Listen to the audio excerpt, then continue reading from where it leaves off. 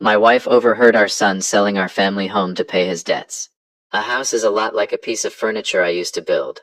You can sand it, seal it, make it look flawless on the outside, and still not know there's a crack running straight through the joint until the day it gives out under weight. I spent 31 years building things meant to last.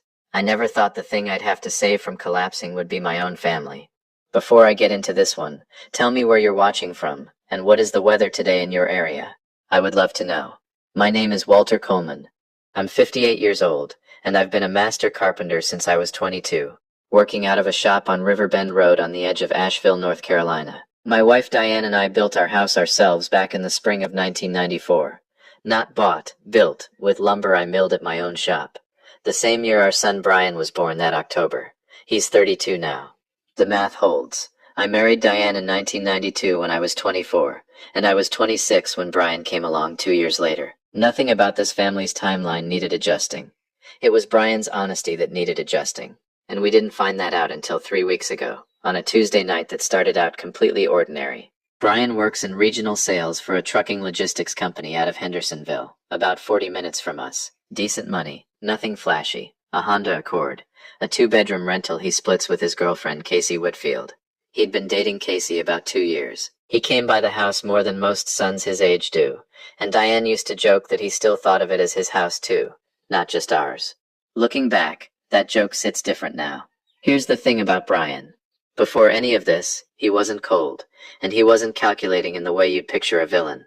Back in April, Diane threw her back out trying to fix the railing on the front porch, the one I built back when Brian was in 7th grade. Brian showed up unannounced the following Saturday morning around 8. Still in his work polo from a shift the night before, with a level and a box of 3-inch deck screws he'd bought himself at the Lowe's on Tunnel Road. Nobody asked him to come. He spent 4 hours out there in the heat, re-anchoring that railing post by post so his mother wouldn't have to worry about it falling through under her again. When I got home from the shop that afternoon, he was sitting on the steps, sweaty, drinking a glass of Diane's sweet tea, and he said, "Figured you had enough on your plate, Dad. Didn't want Mom falling off the porch on my watch." That wasn't a performance. There was no audience for it. Just him, a level, and 4 hours of a Saturday he didn't have to give up. That was just Brian, or at least the Brian we thought we knew. Which is why what came next didn't make sense to us. Not until it did. It started small. The kind of small you only notice in hindsight. Through June, Diane mentioned Brian wasn't answering texts as fast as usual. He'd get quiet at Sunday dinner, keep excusing himself to take calls out on the deck. Phone always face down on the table when he came back in. We chalked it up to work stress, maybe trouble with Casey. Then, on the evening of July 22nd, a Tuesday, Diane was in the kitchen loading the dishwasher with the window cracked for the breeze, and Brian was out on the back deck on his phone, thinking the running water covered him. She heard him say a number first, $410,000, clear as anything, and she actually stopped with a plate still in her hand. Then, "No, they don't know yet. I need maybe 3 more weeks to get them on board, but the house is worth it, trust me. The equity's there. Just keep the guy interested." Diane didn't say a word. She finished loading the dishwasher with her hands shaking, waited until Brian left around 9, and then she came out to my shop, where I was finishing a coat of tung oil on a client's dining table, and she just said, "Walter, put that down.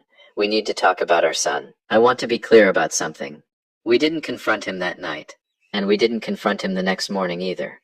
That's not how I operate, in the shop or anywhere else. You don't tear into a wall because you think there's a problem. You find the stud. You find the load line. You understand exactly what you're dealing with before you touch anything, because tear into the wrong thing and you bring down more than you meant to." So over the next 11 days, quietly we did our own framing. Diane called our title company, First Carolina Title, under the pretense of asking about refinancing rates on a fictitious second property. The woman on the phone, a clerk named Donna, didn't mean any harm. She was just doing her job when she mentioned, almost as an aside while pulling up our actual address by mistake in the system, that there'd been a preliminary buyer inquiry logged against our property back on July 3rd. Diane had to sit down on the porch steps after that call. It wasn't a guess anymore. It was a date, a file number, a real thing sitting in a real database. I called an old friend, an attorney named Renata Ashford, who'd handled our will and estate paperwork back in 2015. She pulled the deed records that same week, and confirmed what I already half knew. The house was titled solely to me and Diane, joint tenancy. Nothing in Brian's name. Nothing that gave him legal standing to sell so much as the mailbox.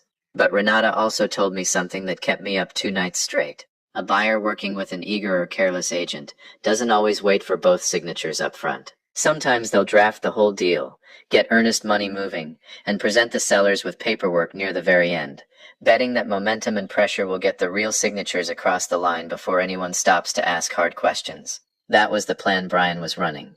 We just didn't know why yet. We got the why from Casey, and not the way you'd expect. She called Diane on the evening of August 2nd, crying so hard Diane could barely understand her at first. She said Brian had been sleeping badly for weeks, jumping every time his phone buzzed, and that 2 nights before, she'd picked up his laptop off the coffee table to check the weather, and saw a browser tab still open. A site called Red Stag Odds, an offshore sports betting platform, logged into an account under his name, showing an outstanding balance in 6 figures. She hadn't known the number until that moment. She said when she asked him about it, he grabbed the laptop out of her hands hard enough that it startled her, and then apologized and cried and told her he was handling it. That he had something coming together that would fix everything before it got worse.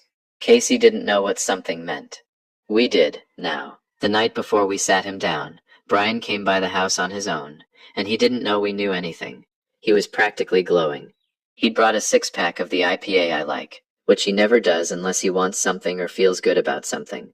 And he told us he had big news coming soon, that he was finally about to fix everything, that we shouldn't worry about anything with the house. He had it completely handled. He said that last part with this loose, easy confidence, leaning back in the kitchen chair with his arms crossed like a man who's already counted money that isn't in his hands yet. He even hugged Diane extra long on his way out the door. Said, "You'll see, Mom, I'm taking care of us, for once."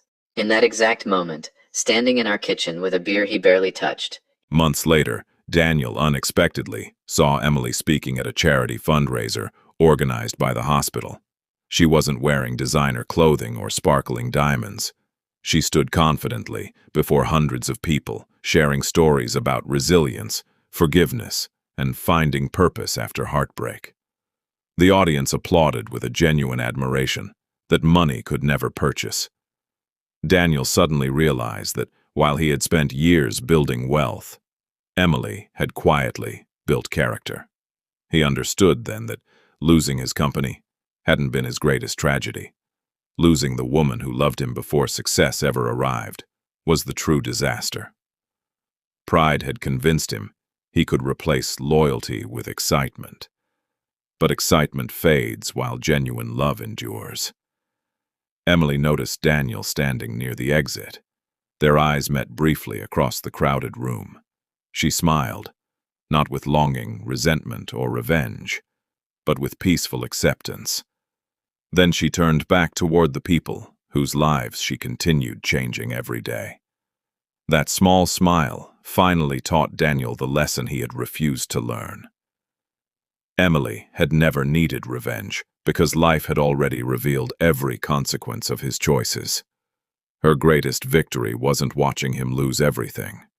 It was discovering she had never truly lost herself.